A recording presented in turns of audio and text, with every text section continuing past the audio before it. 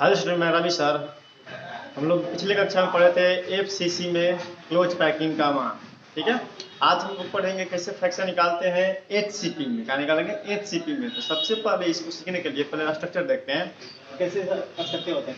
HCP कुछ इस तरह का स्ट्रक्चर होता है। ठीक है, अब हम लोग को पीछे पढ़ाया भी है।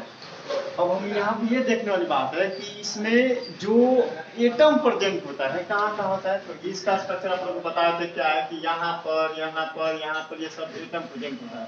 इस तरह का इसे अगर हम बनाए तो इस तरह से बनता है, कुछ इस तरह से।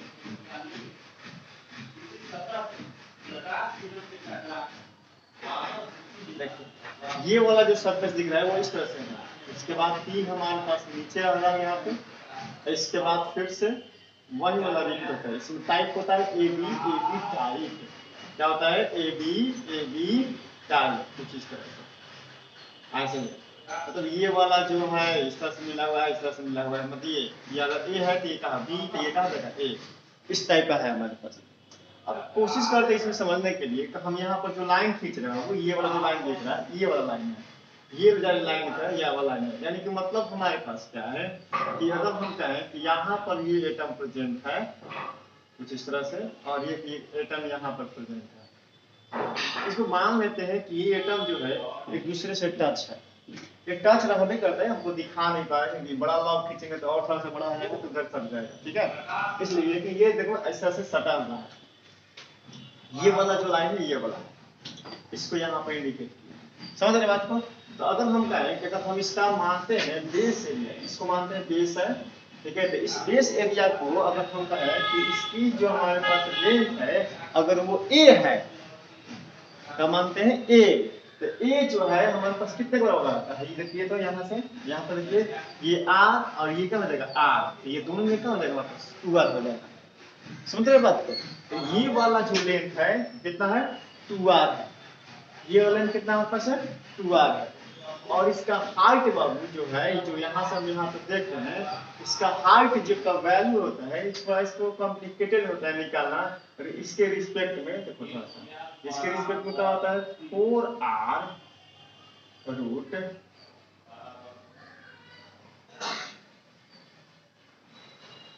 2/2। यानी किस तरह से हमारे पास है ये हमारे पास क्या मान होता है इस हाइट का? 4r root 2/3।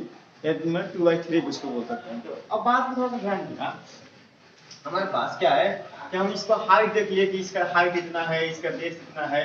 अब इसको समझना क्या है, तो हमको क्या निकालना है? हमको निकालना है पैकिंग फ्रैक्शन। अब पैकिंग फ्रैक्शन में क्या होता है? पैकिंग फ्रैक्शन वो होता है कि हमारे पास ये जो स्फीयर है इसमें जो रखा गया है उस स्फीयर का वॉल्यूम इस यूनिट सेल में कितना भाग को घेरा है। यानी कि ये यूनिट सेल का जो वॉल्यूम है उसमें हम स्फीयर को रखे हैं तो वो कितना भाग को फिल किया है उसी का तो मान निकालना है। तो हमको पहले इस यूनिट सेल का वॉल्यूम चाहिए कि इस यूनिट सेल का कितना हमारे पास वॉल्यूम है। अगर हम इसको वॉल्यूम को निकाल लेते हैं और उसके बाद प्रत्येक स्फीयर के लिए वॉल्यूम रखते हैं इसमें, तो हमको पता चल जाता है मैंने अनुपात करेंगे कितना हमारे पास पैकिंग फ्रैक्शन का मान हुआ है। यही तो फॉर्मूला है। तो हम यहाँ पर ही देख रहे हैं, देखो कि हमारे पास इसका मान जो निकल गया है कितना हमारे पास है? 2r। यहाँ से यहाँ तक कितना है हमारे पास? 2r। अब थोड़ा सा इसको और थोड़ा सा समझते हैं ठीक से। देखो ये वाला लाइन जो है ये देखो ये इसको यहाँ पर खींचने पर से देखो इसको फिर से रिलेट करते हैं। यहाँ पर ये तुमको बस फिगर को समझना है। फिगर समझ गया एक बार तो सोच लो कि ये आसान है। नहीं समझ में आती है थोड़ा सा दिक्कत करता है। फिगर समझना जरूरी है। कुछ इस तरह से हमारे पास है ये यहाँ पर ड्रॉ किए हैं। अब इस ड्रॉ को देखते हैं, क्या देखते हैं? यहाँ से यहाँ तक मिलाते हैं, फिर यहाँ से ऐसे मिला है, फिर यहाँ से ऐसे मिला है, फिर यहाँ से ऐसे मिला है, फिर यहाँ से ऐसे मिला है, फिर यहाँ से ऐसे मिला है। समझ रहे बात को? ये इस तरह से हमारे पास यहाँ पर दिख रहा है। ये जो भाग है ये ऐसा है, यहाँ से ऐसे निकालते हैं। अब इसके बाद यहाँ पर भी एक एटम प्रेजेंट है जो सेंटर है इसका, और इस सेंटर से हम यहाँ पर खींचते हैं ये, फिर यहाँ से खींच दिए ये देखो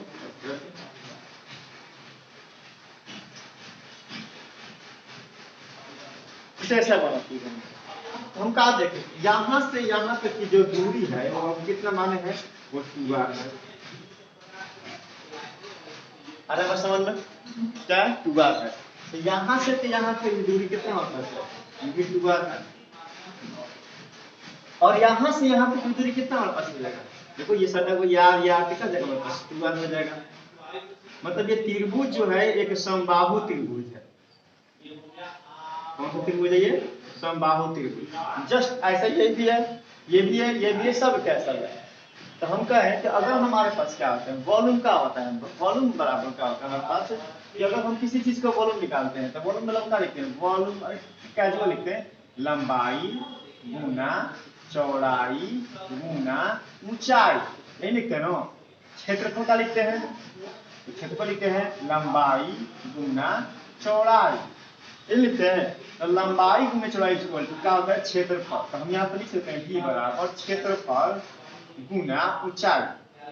समझ रहे बात को, ये बेस का क्षेत्रफल अगर हम निकाल के हाइट से मल्टीप्लाई कर देंगे तो हमारे पास वॉल्यूम निकलेगा। तो हमारे पास बेस में ये है, ये बेस है, ये आधार जो यहाँ पर दिख रहा है। हम इस बेस में हम एक त्रिभुज का मान निकालते हैं क्षेत्रफल, इसमें 6 से मल्टीप्लाई कर देंगे तो इस बेस का क्षेत्रफल हमको निकलेगा ना। तो अब बात को समझते हैं। तो यहाँ पर क्षेत्रफल निकालते हैं तो हमको पता है कि समबाहु त्रिभुज का क्षेत्रफल क्या होता है। देखो तो समबाहु त्रिभुज का क्षेत्रफल जो होता है वो होता है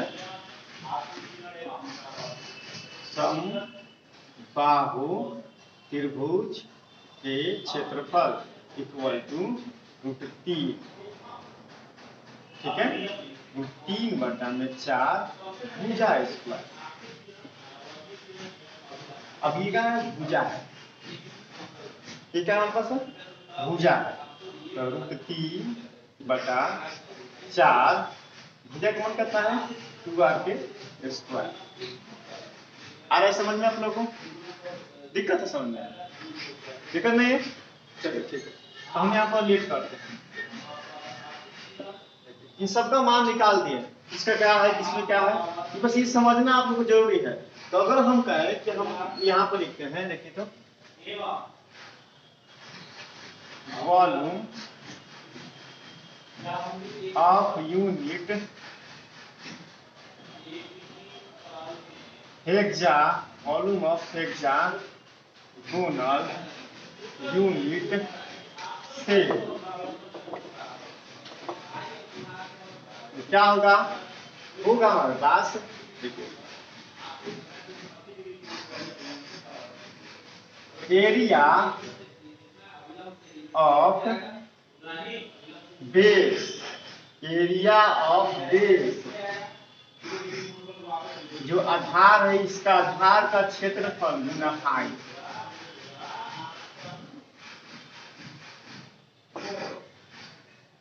ठीक है, अब हमारे पास एरिया निकालने के लिए क्या लिखें, एरिया निकालने के लिए 6 इंटू एरिया ऑफ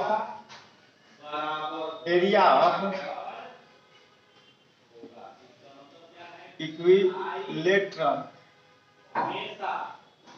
ट्राइंगल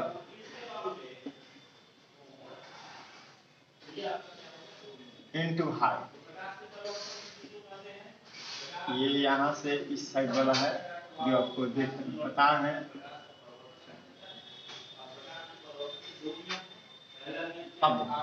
अब हमारे पास क्या है, तो हम यहाँ पर क्या लिख सकते हैं, देखो थोड़ा सा। तो हमारे पास 6 है, चलिए 6 से मल्टीप्लाई करते हैं, 6 इंटू एरिया ऑफ इक्वेटर का लिखे हमारे पास, देखे तो √3/4 into 2r square into height. Height कितना है, देखिए यहाँ पर लिखे हैं, हाइट है हमारे पास 4r रूट कितना हमारे पास है 2/3। अब इसको ठीक से लिखते हैं, देखिए ये 4 कट गया जी। अब हमारे पास क्या होगा 6 into √3 into 4r square into ये r जेम कहते हैं। अब देखिए इसको थोड़ा सा अलग अलग लिखते हैं, √2 लिख दे ऊपर और √3 लिख दे अलग, फिर क्या होगा 6 इंटू 4 जेम कहते हैं इंटू r स्क्वायर, r क्या हो जाएगा r3। अब यहाँ पर देखिएगा 6 में 4 से पड़ेगा क्या 24r3। ये हमारे पास निकल के आया वॉल्यूम, क्या निकल गया हमारे पास वॉल्यूम। अब हम यहाँ पर देखते हैं कि इस वाले में कितना हमारे पास नंबर ऑफ एटम, क्योंकि हमको एटम की संख्या भी चाहिए, क्योंकि हम कहेंगे कि हमारे पास कि इसका क्षेत्रफल, इसका वॉल्यूम निकालने के बाद हम इसमें देखते हैं कि कितना स्फीयर हमारे पास फिल है। अब एक स्फीयर का कितना वॉल्यूम है, ठीक है, और इतना एक स्फीयर का वॉल्यूम, अब उससे मल्टी भागा देंगे यानी कि रेशियो निकालेंगे तो हमारे पास कितना हम रख सकते हैं, इसमें कितना हमारे पास खाली है, कितना का पाई है। तो इसलिए हम यहाँ पता किए कि सबसे पहले हम इसका वॉल्यूम निकालें। अब इस वॉल्यूम को निकालने के बाद हम इसमें नंबर ऑफ एटम देखेंगे कि कितना हमारे पास है। तो देखो थोड़ा सा ध्यान देगा, हम कहने कहा कि ये वाला देखो, ये वाला कुछ इस तरह से फिगर है, ठीक है। तो इस वाला फिगर में तो इसका डिवाइडेशन देखते हैं। ये जो हमारे पास है यहाँ पर जो एटम प्रेजेंट है, ये वाला एटम जो है इस यूनिट सेल में कितना कंट्रीब्यूट है, तो ये कंट्रीब्यूट है 1/6। अभी कैसे हुआ थोड़ा सा बात ध्यान देगा। देखो हुआ क्या कि हमारे पास सबसे पहले यहाँ पर ध्यान देगा, ये वाला देखो, ये इस वाला एंगल से ये वाला एंगल सेम सेम है, मतलब यहाँ पे देखते हैं ये वाला कुछ इस तरह से एटम एक स्फीयर मानते हैं वो। अब इस स्फीयर के लिए बात करते हैं, देखो कुछ लाइन इस तरह से है,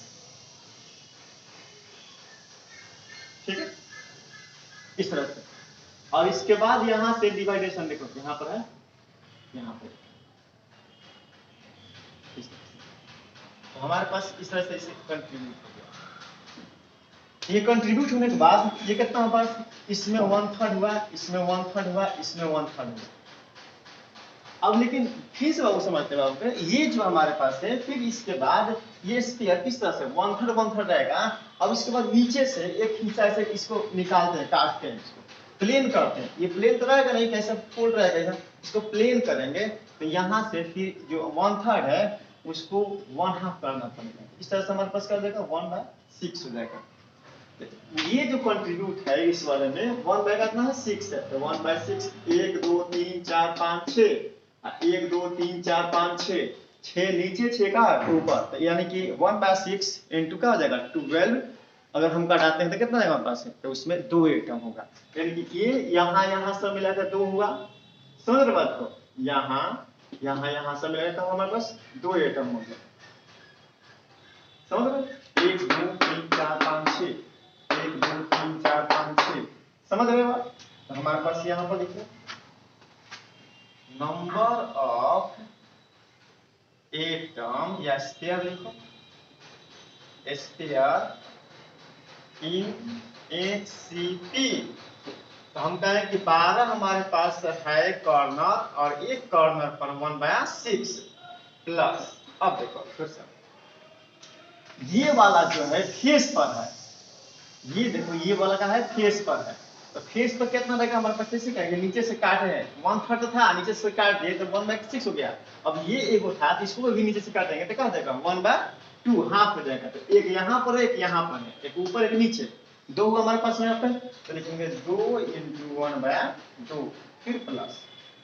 अब देखो ये 3 कहाँ, 3 तो बीच में है, इसका कोई छेड़छाड़ नहीं हुआ, जेम का तेव रह गया, ये हमारे पास क्या होगा 3, ये कट गया इस तरह से, ये कट गया इस तरह से, तो टोटल मिला के 2 + 1 और यह का हमारे पास हुआ 3 और 3 क्या हुआ 6। तो नंबर ऑफ एटम कितना हमारे पास हुआ 6 हुआ। तो नंबर ऑफ एटम निकाल लिए, तो हमको क्या निकालना है, निकालना हमको क्या, पैकिंग फ्रैक्शन, पैकिंग फ्रैक्शन। समझ रहे बात को। तो हम इसको मिटा दें फटाफट, ये वाला मिटा दिया ना, स्क्रीनशॉट ले लो।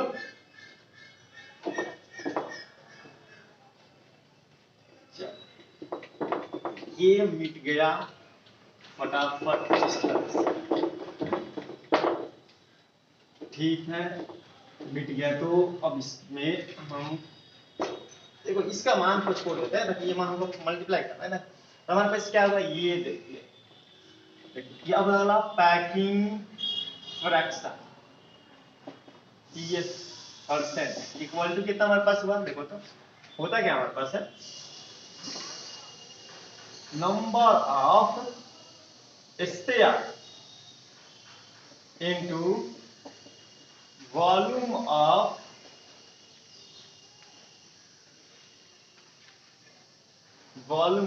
Sphere by volume of unit cell. समझ रहे बात को? अब मान को पुट करते हैं, ये कितना हमारे पास है 6 है इनटू वॉल्यूम ऑफ स्फीयर कितना हमारे पास है तो 4/3 पाई आर क्यूब।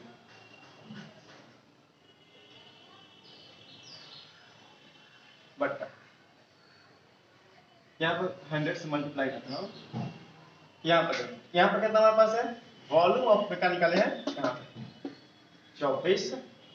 सॉरी यहाँ पर एक छूट रहा है जी, रुक दो छूट रहा है, ठीक है रुक दो छूट रहा है, यहाँ से जोड़ लेना तो 2 आर क्यूब, ठीक है यहाँ पर तो 2 आर क्यूब। ये वाला जो आर क्यूब कट गया, समझ रहे बात को? और ये हो गया 24/3 पाई इंटू 100 इंटू 24√2। ये इसके साथ कट गया, पाई का मान कितना हमारे पास हो गया 1.14 इंटू 100/3 इंटू 1.44। अब इसको अब हल करेगा घर पे तो मान आएगा, इसको मिटा दे रहे हैं तो मान आएगा हमारे पास 74%, यानी पैकिंग फ्रैक्शन का मान आएगा, ठीक है पैकिंग, इसका नाम पूरा लिखते हैं packing fraction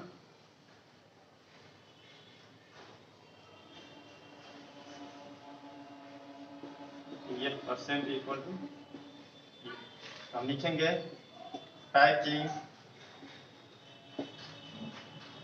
fraction in HCP equal to 74%। Void कितना बचेगा, वॉइड मतलब कितना खाली बचेगा, टोटल 100 था, समझे बात को 74% घेर दिए हैं, कितना हो गया हमारे पास 26%। नहीं समझ में आएगा तो कहना, उम्मीद है समझ में आया होगा, ठीक है चलो अब इसको मिटा दें, इसको मिटाते हैं, ठीक है इसको मिटाएंगे, आप लोग बीच में नोट कर लें।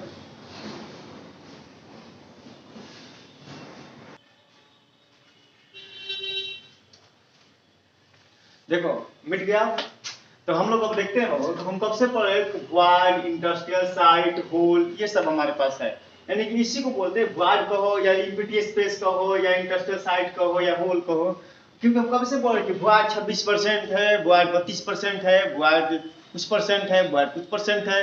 तो हम यहाँ पर ये देखने वाले बाबू कि वॉइड आखिर है क्या, वो उसका टाइप क्या है, वो किस प्रकार का होता है और वो यूनिट सेल में कहाँ कहाँ प्रेजेंट होता है, हम इसमें बात करेंगे। क्योंकि हम लोग पढ़ेंगे ये कॉमन है, अभी तो अरेंजमेंट पढ़ रहे हैं हम ना उसको, हम अभी क्या पढ़ रहे हैं अरेंजमेंट, कि हमारे पास जो है कि FCC या BCC, ठीक है या HCP जो है किस तरह से एटम उसमें अरेंज होते हैं।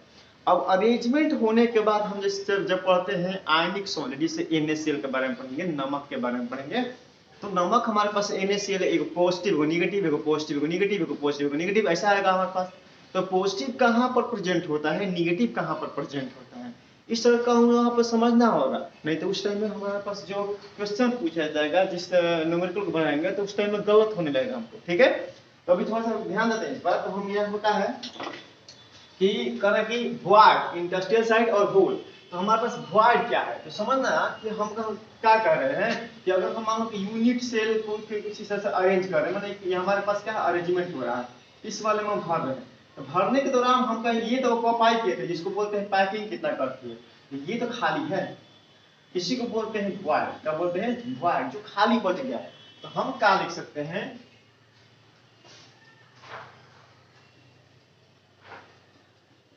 यूनिट सेल में जो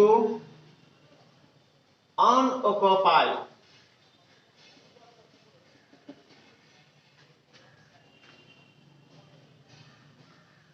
पार्ट होता है उसे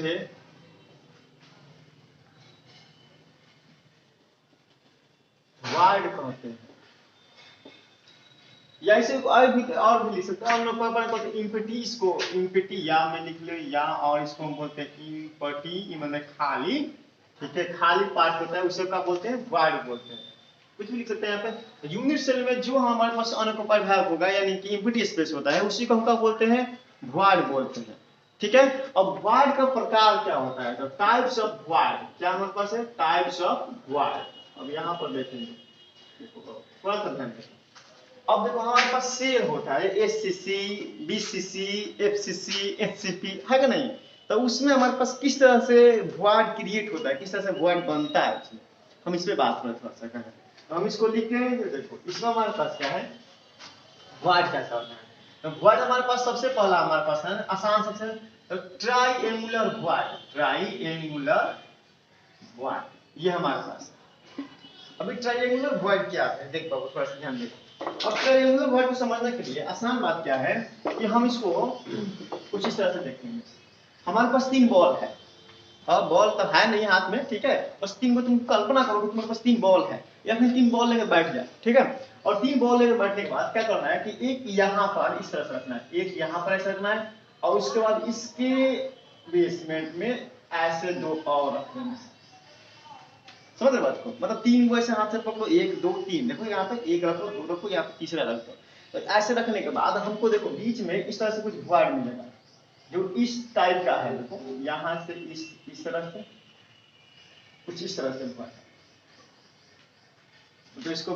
तो इसको ज्यादा हम बढ़ा चढ़ा के लिखते हैं तो इस तरह से बनता है। ये कैसे बना है, देखो तो ट्राइएंगुलर, त्रिभुज जैसा है कि नहीं, ट्राइएंगुलर।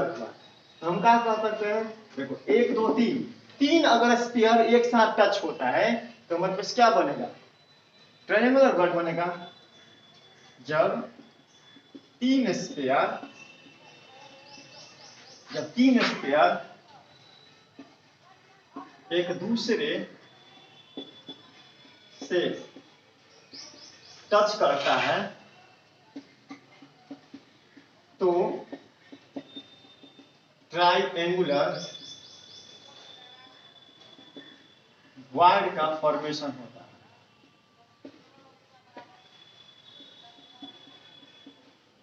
अब इसमें समझने वाली बात है कि ये यहां पर है, ठीक है, एक यहां पर रखते हैं और एक यहां पर, कुछ इस तरह से। तो हम यहां पर जो वॉइड क्रिएट हुआ देखो इस तरह से, इसको इधर मैं हम थोड़ा सा बड़ा करते हैं, तो ये वॉइड हमारे पास क्या बना, ट्राइएंगुलर वॉइड। समझ रहे बात को। अब देखो दूसरा क्या होता है हमारे पास है, दूसरा हमारे पास है टेट्राहेड्रल, टेट्राहेड्रल वॉइड। अभी टेट्राहेड्रल वॉइड क्या है, अब कोशिश करते हैं समझने के लिए। देखो समझो, जो तू 3 बॉल लिया, 1 2 3 ऐसा लिया, उसके ऊपर एक चौथा बॉल रखो, चौथा उसके ऊपर, 3 को पहले बेस में रखो, उसके ऊपर रख दो, जो वॉइड बनेगा यहाँ पे। हम तो यहाँ पे देखो अगला बार में हम क्या रखने वाले हैं, देखो इधर आओ, यहाँ पर समझते हैं, देखो 1 2 ये 3 को रखने के बाद हम चौथा इसके ऊपर रखते हैं, ये चौथा जो है इसके ऊपर है, 1 2 3 उसके चौथा रख दिया ऊपर। तो हमारे पास ये जो वॉइड आपको लिखा है ट्राइएंगुलर वॉइड से, अब उसका बनेगा टेट्राहेड्रल, क्योंकि 4 एटम के साथ वो स्कीम में वॉइड क्रिएट हो रहा है। तो यहाँ पर हम लिखते हैं जब 4 स्फीयर एक दूसरे से टच करता है तो टेट्राहेड्रल वॉइड का फॉर्मेशन होता है।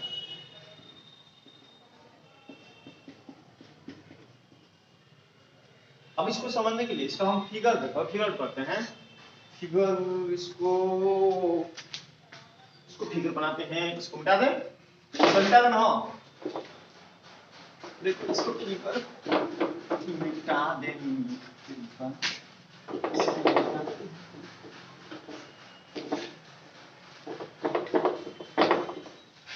अब इसका ड्रा करते हैं फिगर बना है, तो यहाँ पर एक तरह से यह खींचे, एक यहाँ पर ये बना, ओ हो, लग रहा है कि थोड़ा इसका पैरालाइज स्फीयर ठीक से नहीं बनता है, तो बड़ा दिक्कत है, और इसमें तो बनाना बहुत जरूरी होता है। चलिए काम निकाल लेते हैं इसी से।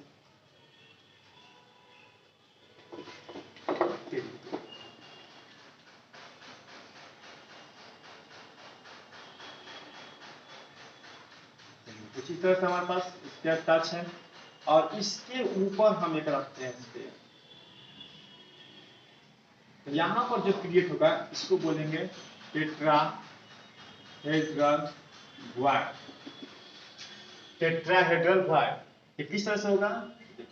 इसका बेसमेंट में तो 3 होगा, एक चौथा ऐसी तरह से बन जाएगा, कुछ इस तरह से बनेगा, टेट्राहेड्रल वॉइड बनेगा। अगला वॉइड कैसा है? अगला हमारे पास वॉइड है ऑक्टाहेड्रल। ऑक्टाहेड्रल। अब ऑक्टाहेड्रल वॉइड को समझने के लिए क्या करेंगे, थोड़ा सा बात को समझिए। ऑक्टाहेड्रल वॉइड हमारे पास है, अब इसमें हमारे पास क्या है, 3 स्फीयर को इस तरह से रखते हैं, 1 2 3, ठीक है, 3 स्फीयर को रखें।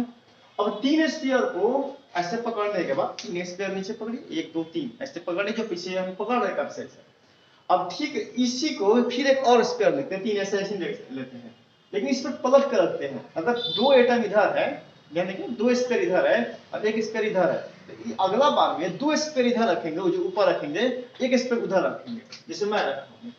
हम देखिए ये 2 स्फीयर यहाँ पर आगे है, तो हम यहाँ पर 1 स्फीयर रखते हैं। इधर नीचे का है 1 है, तो यहाँ पर क्या रखेंगे हम 2 स्फीयर रखेंगे ऊपर इसके।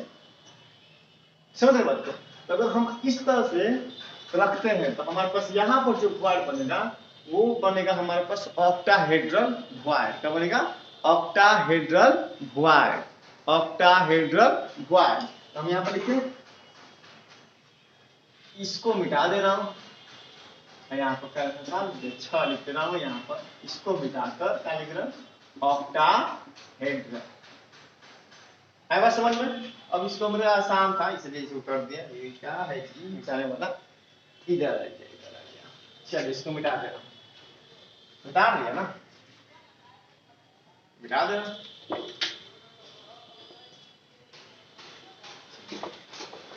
तो आपका मिट गया। हम यहाँ पर फिगर को थोड़ा सा ड्रॉ कर, ठीक है। ओहो, थोड़ा सा मिस्टेक का हो जा रहा है, गड़बड़ हो जा रहा है।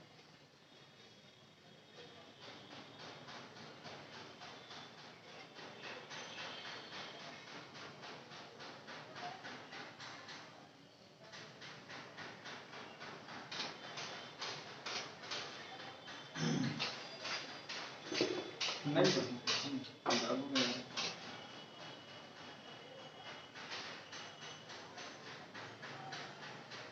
ठीक है।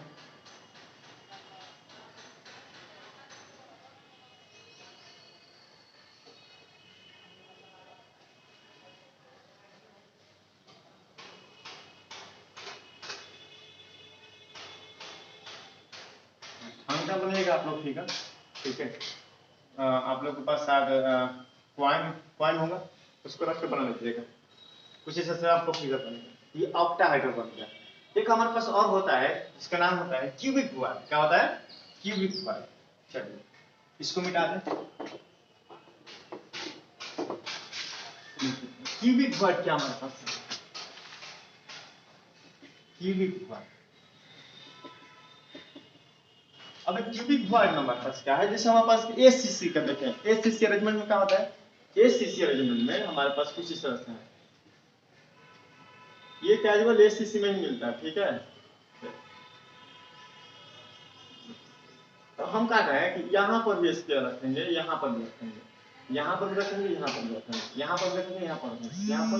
ये एसीसी में प्रत्येक कॉर्नर पर होता है, तो प्रत्येक कॉर्नर पर थोड़ा सा कल्पना कीजिए, यहाँ पर है एकदम, यहाँ पे स्केयर, नीचे भी 2 है, इस पर क्या करूँ मैं 4 दूंगा, 4 मतलब इस तरह से 1 2 3 4, ठीक है।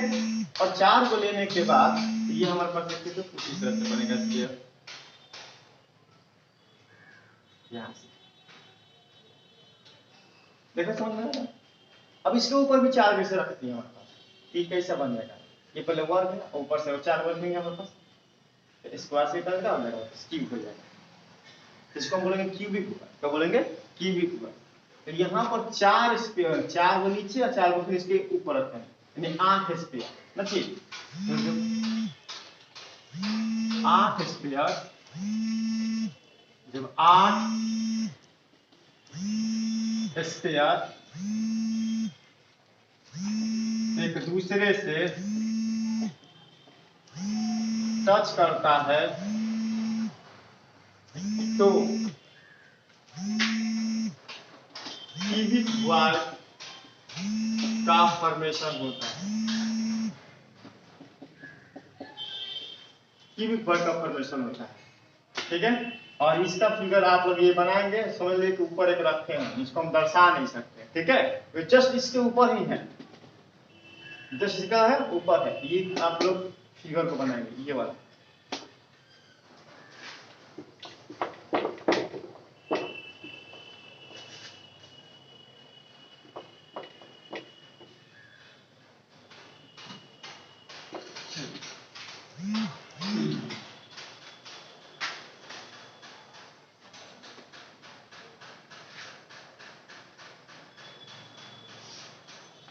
बना लिया आप लोग, चलिए बहुत अच्छा हुआ।